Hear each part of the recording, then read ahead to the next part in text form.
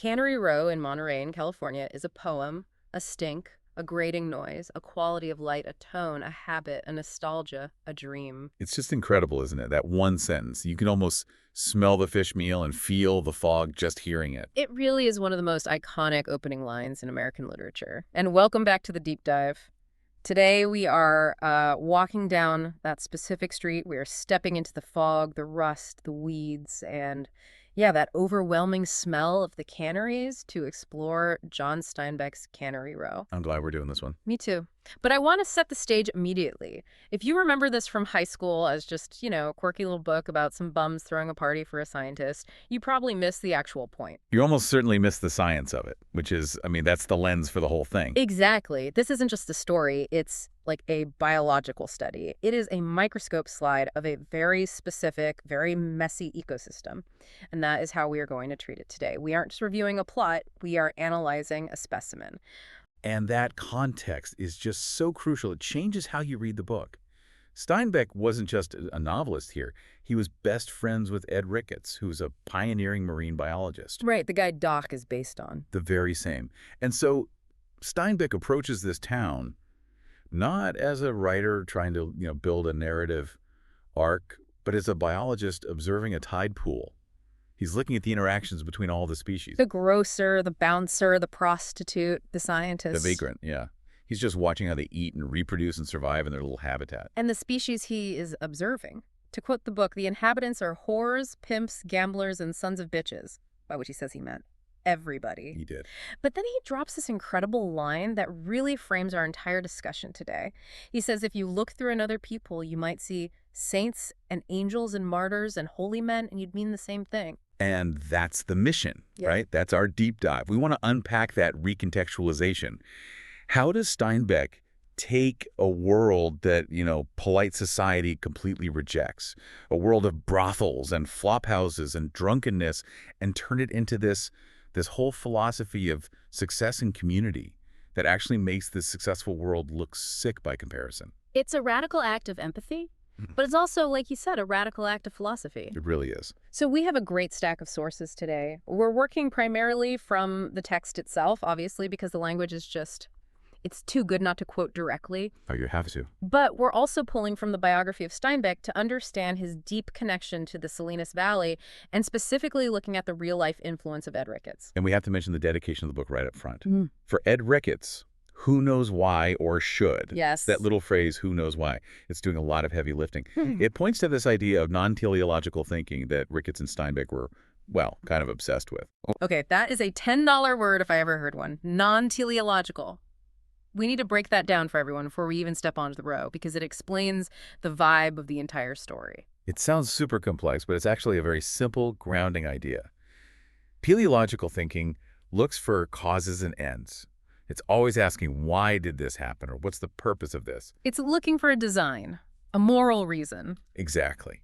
Steinbeck and Ricketts were interested in what they called is thinking, just observing what is. So instead of asking, why is that man a drunk?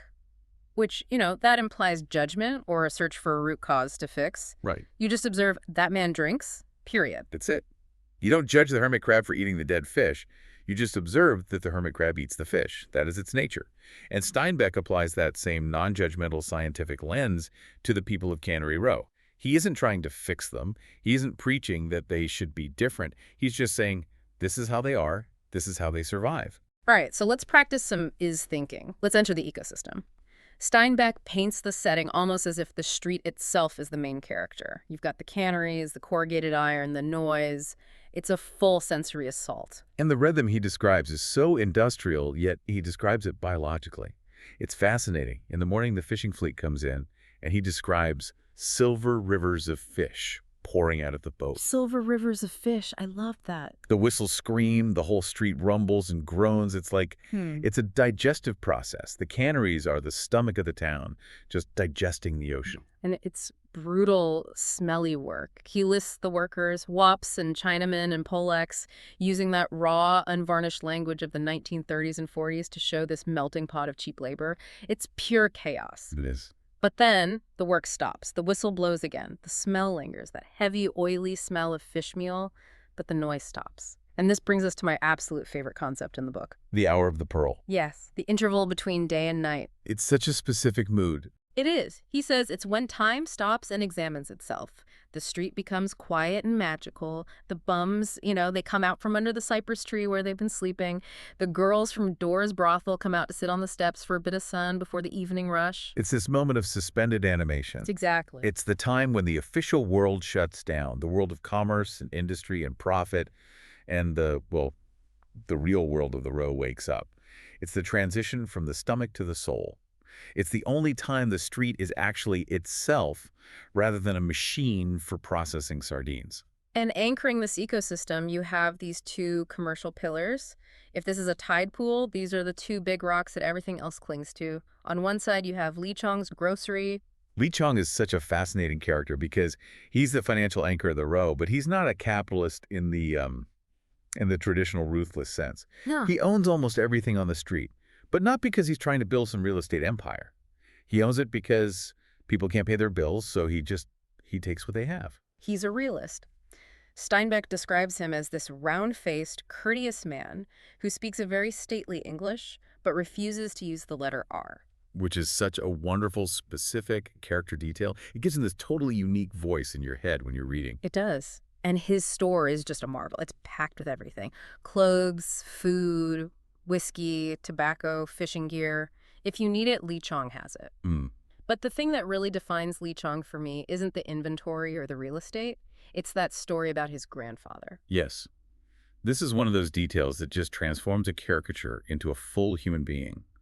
We find out that Lee Chong spent a small fortune to dig up his grandfather's bones from the local cemetery. To send them back to China for a proper burial in his ancestral soil. Right, but he didn't just ship a coffin. No, he packed the bones. He personally dug them up and packed them anatomically. Femurs, tibias, ribs, with the skull right in the middle. He packed his grandfather like a scientific specimen or a crate of fragile glassware to make sure he got home safely. It's such a vivid image, isn't it? The grocer, amidst his canned beans and cigars, handling the bones of his ancestor with that level of precision and care. Yeah. It shows that behind the abacus and the cigar counter, there's a man of profound duty and deep spiritual depth. Yeah. He respects order. He respects tradition. And that respect for order extends to how he runs the grocery. He knows people on the Row have no money, so he essentially runs a barter system. And the gold standard of that system is Old Tennessee whiskey. Also known universally as Old Tennis Shoes. Guaranteed 4 months old. It's cheap, it's ubiquitous, and it becomes the medium of exchange for everything. You pay with frogs, you get old tennis shoes, you do a favor, you get old tennis shoes. It greases the gears of the whole society. It's the currency of the realm. It really is. Now, across the lot from Lee Chong's, you have the other pillar. Dora Flood and the Bear Flag Restaurant. Which, we should probably clarify for the listener, despite the name, is not a place where you go to get a steak. It is absolutely not a restaurant. It is a sporting house. A brothel. But Steinbeck doesn't treat it as a den of iniquity or a place of sin. He describes it as a sturdy, virtuous club. Mm-hmm. Dora is this massive woman with flaming orange hair and a taste for bright Nile green evening dresses. She's flamboyant. But the argument Steinbeck makes is that she is actually the most moral figure in the entire town. And this is that recontextualization we talked about in the intro. Steinbeck points out the paradox of her position. Because her profession is illegal, she has to be twice as law-abiding as anyone else. She can't afford trouble. Exactly. No loud noises, no fights, no drunkenness that spills out onto the street. She runs a tight ship because she has to. But it goes beyond just keeping the peace to avoid the police. She is the charitable heart of the Row. There's that note about the Great Depression. Steinbeck mentions that while the respectable businesses were foreclosing on people and turning them out onto the street, Dora was feeding hungry children. Yeah. She paid grocery bills for families for 2 years and nearly went broke doing it. And the most striking example is the influenza epidemic. It hits the Row hard in the book. The hospitals are full, doctors are scarce or just too expensive for the poor. And Dora's girls, they essentially become the Red Cross. They work in shifts, they aren't working their job, they're acting as nurses, carrying soup to sick families, sitting up with feverish children, wiping brows. And they do this while the rest of the town looks down on them. It really challenges your assumptions. You have the respectable women of Monterey who are often portrayed as judgmental, cold, or cruel in Steinbeck's work. And then you have the girls from the Bear Flag, who are the ones actually doing the work of saints. It's the ecosystem at work. Everyone has a niche. The labels society puts on them, criminal, hooker, grocer, don't really describe their function in the community. Their function is caregiver or banker or stabilizer, regardless of the title. And speaking of function, we have to talk about the group that really drives the philosophy of the book. The philosophers of the dust. Mac and the boys. Mac, Hazel, Eddie, Huey, and Jones. They are the Greek chorus of the row. They are the bums, the vagrants, the no-goods. And they live in the Palace Flophouse. Which is a great origin story in itself. The Palace Flophouse used to be a fish meal storage shed owned by Lee Chong. Mac, being the manipulative genius that he is, talks Lee Chong into letting them move in to protect the property. Which is a subtle protection racket, let's be honest. Eco completely. The implication Mac makes is, nice shed you have there, Lee. Be a shame if it burned down because nobody was watching it. Kids play with matches, you know. And Lee Chong knows exactly what's happening. He's smart. He knows they will never pay rent. But he calculates that letting them live there is cheaper than arson insurance or losing the building. Just a business decision. It is. So they move in. And I love the description of how they furnish it. It's just this eclectic chaos. They draw white chalk lines on the floor to mark their bedrooms. That's their property law. Don't step over the line. They drag in this old stove that becomes the gold tooth of the house. They've got calendars of blondes, art made of chicken feathers by a local artist. It's a home. It's makeshift, but it's theirs. Mm-hmm. But here is where the philosophy really kicks in. Steinbeck calls them the virtues, the graces, the beauties. He contrasts them directly with the American ideal of the successful businessman. I have the quote right here. He says that while successful men have ulcers, a blown prostate, and bifocals, Mac and the boys dine delicately with the tigers. I love that line, dine delicately with the tigers. What does he really mean by the tigers? I think the tigers are all the dangers of the world. Starvation, the law, social ostracism, the cold, the uncertainty of tomorrow. Right. Most people fight the tigers. We worked 80 hours a week to build walls against the tigers. We stress ourselves out trying to secure our future, hoarding money to keep the tigers at bay. Yeah. Mac and the boys, they don't fight. They just coexist. They merge with the environment. They don't have ulcers because they don't have ambition. They are fluid. And there is no better example of this worldview than the scene with the 4th of July parade. Oh, absolutely. This is the pivotal scene for understanding their whole mentality. So the whole town is lining up. It's a huge deal. The mayor, the bands, the floats, the Elks Club with their purple umbrellas. It's the definition of civic pride. And Doc bets a friend that Mac and the boys won't even turn their heads to look at it. And think about that. A parade is pure spectacle. It's designed to be looked at. It begs for attention. So the parade goes by, drums banging, flags waving, people cheering. Mac and the boys are sitting on a log facing away from the street. And they don't look.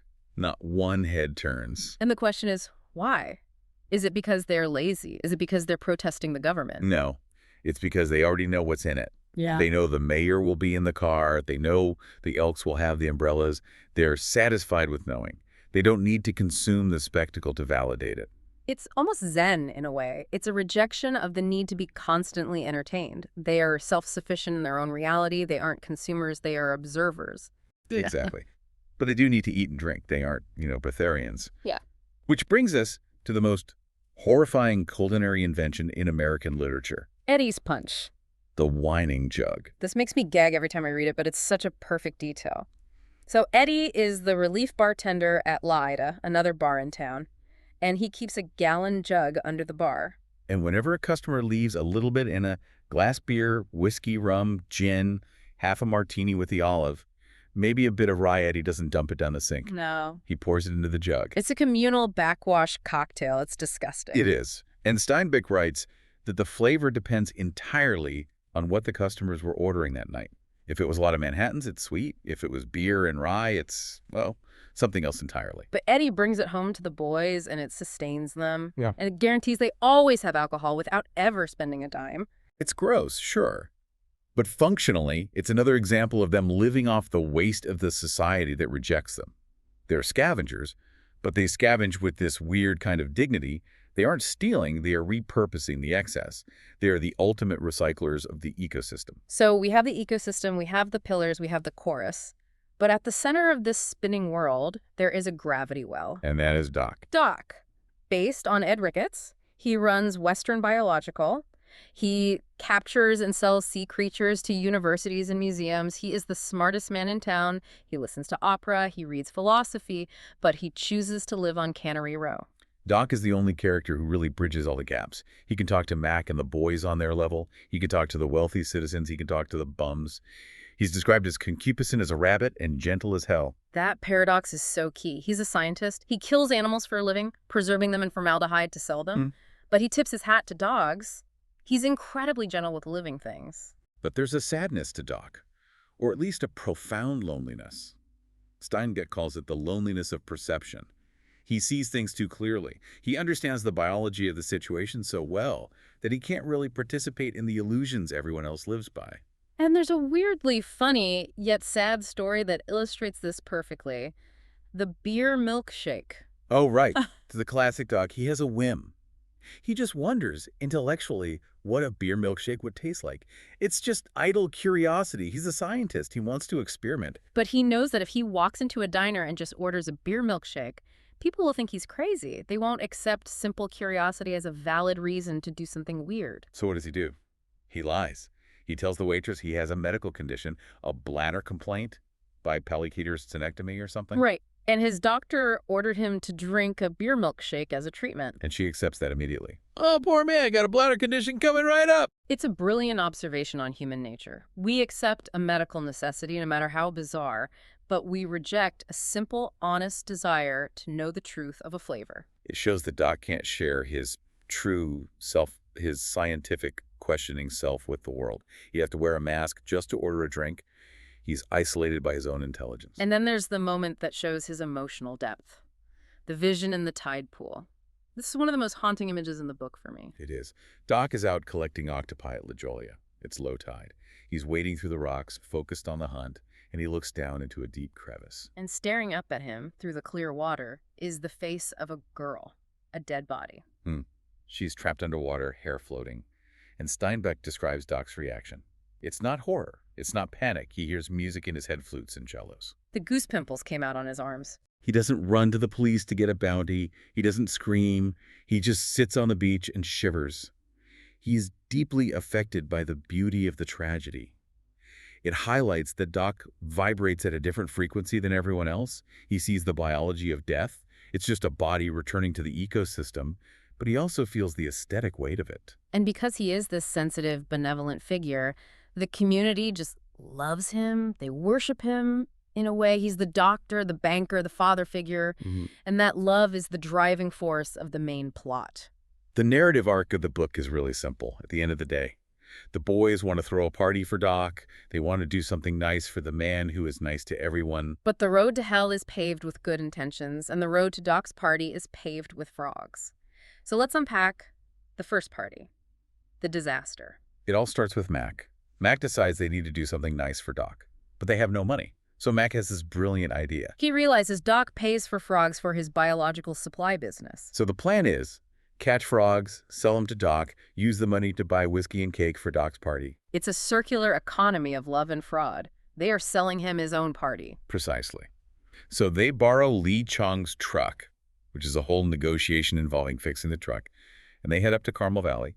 They take Gay with them. Gay is the mechanic of God. He can fix anything with a piece of wire and spit. But they never make it to the frogs with Gay. No, Gay goes to get a part for the carburetor and just vanishes. He gets thrown in jail. It's this whole series of bizarre coincidences. Steinbeck calls it the infinity of possibility.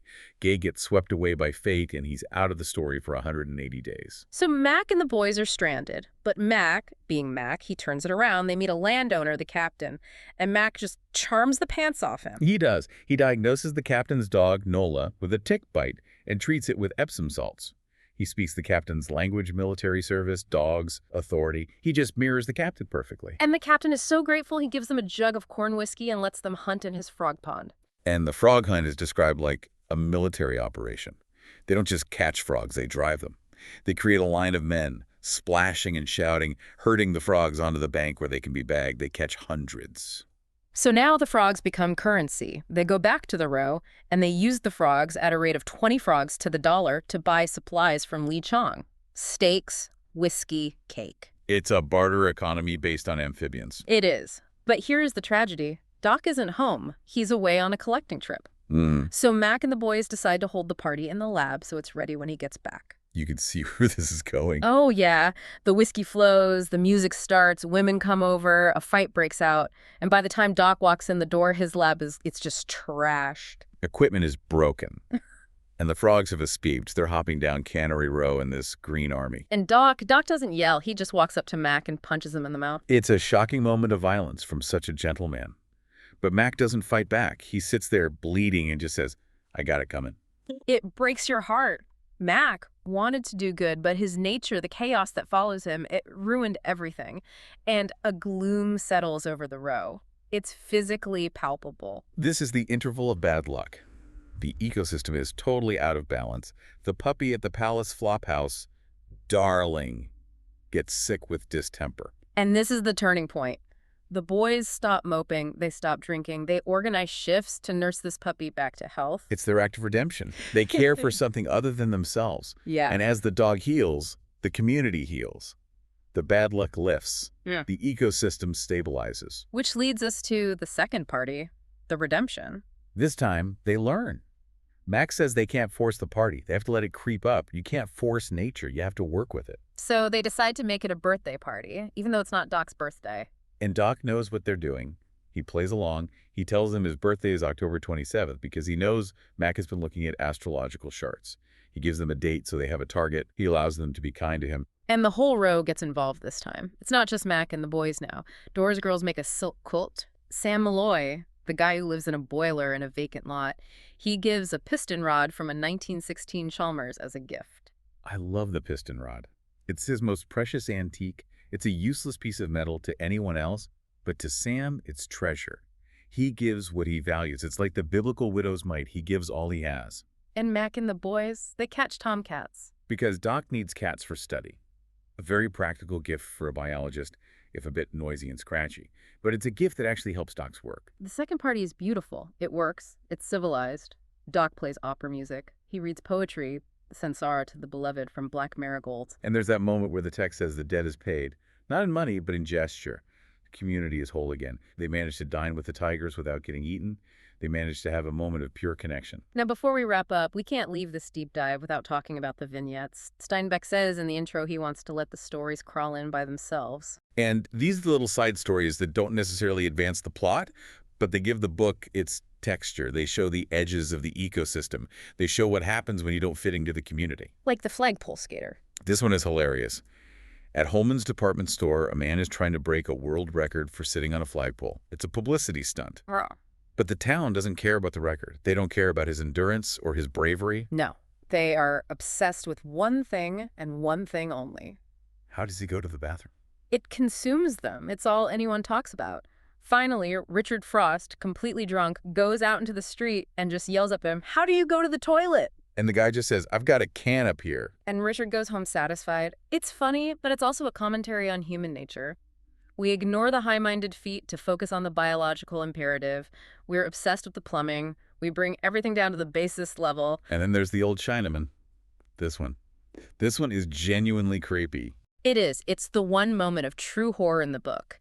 This figure walks through the row every dawn and dusk. He's silent. He's spooky. He represents the other that the town can't integrate. And a boy, Andy, tries to taunt him. He sings a racist song at him, and the old Chinaman turns around. And Andy looks into his eyes. And Steinbeck writes that the eyes spread out until there was no Chinaman, just a desolate, cold aloneness, a landscape of brown hills and nothingness. The boy's terrified. It's an existential terror. He sees the void. It's Steinbeck reminding us that just beneath the surface of this colorful, funny world, there is a deep, terrifying isolation.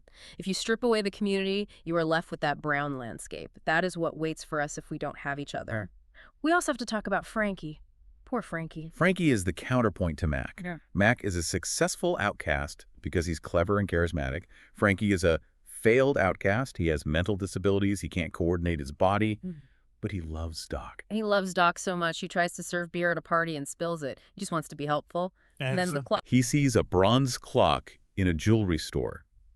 It depicts St. George killing the dragon, and he thinks the St. George figure looks like Doc. He sees Doc as the hero slaying the dragon. So he steals it, he breaks the window and steals it to give to Doc. And he gets caught, of course. And when they take him away to the asylum, he just tells Doc, "I love you." And Doc says, "I love you too." But he knows he can't save him. And that's the hard realism of the book. Mac and the boys can survive on the margins because they are resilient. Frankie cannot. Society has no place for Frankie. It's a heartbreaking critique of who fits and who doesn't.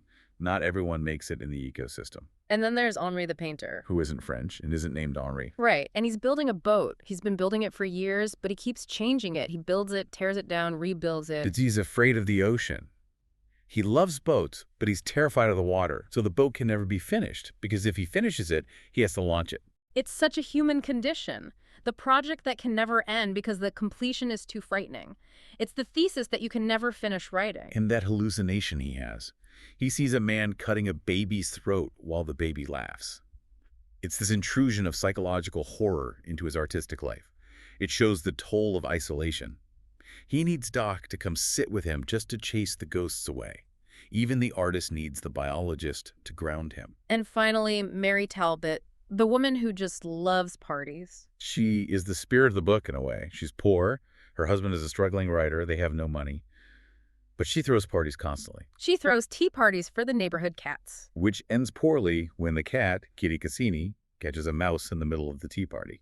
It's funny, but it's also dark. Mary's fighting off despondency with gaiety. She's using joy as a weapon against poverty. She refuses to let the tigers eat her spirit. And that really brings us to the core theme of Cannery Row. So let's wrap this up. What is this book really telling us? It's telling us that success is a matter of a definition. I mean, Mac and the boys have nothing. No jobs, no wives, no assets. But they have everything. They have community, they have leisure, they have freedom, they have... Punt? They dine with the tigers? While the rest of us are getting ulcers. Steinbeck is asking us to look at the rejects of society and see the humanity and the wisdom there. He's asking us to stop asking why people are the way they are and just appreciate that they are, to see the saints and angels and the whores and pimps. The final image of the book really stays with me. The party is over. The second party, the good one. It's late. Doc is cleaning up. He's washing the dishes. He sees the white rats in their cages. The rattlesnakes are staring at him from their glass boxes. And the knowledge of the party is fading into the walls. It's a return to solitude. The community came together, created this moment of light and warmth, and now the tide's going out again. It's cyclical. It leaves you with a question, doesn't it? It does. In our modern world, our world of hustle culture and side hustles and endless notifications and striving for the next promotion, have we lost the ability to live like Mac? Are we so busy trying to get a better view of the parade that we forget we already know what's in it? We're certainly buying a lot of bifocals and treating a lot of ulcers. Maybe we need to spend a little more time sitting on the log.